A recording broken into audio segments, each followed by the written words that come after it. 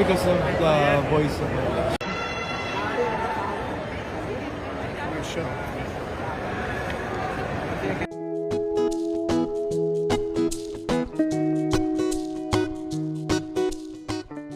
Hello and welcome to Trending Pinoy Celebrity. Michelle Marquez D. Mag-isa na muling pinabalik sa entablado, pagkatapos ng preliminary competition. Tila isang special na film shooting ang naganap, para sa pambato ng Pilipinas. Karamihan sa mga source ay sinasabing ito ay para sa top 1 finalist ng Voice for Change. Ngunit may mga nagsasabi rin na ito ay Spirit Carnival Award, at pang-ilan lamang si Michelle, na nakatanggap nito.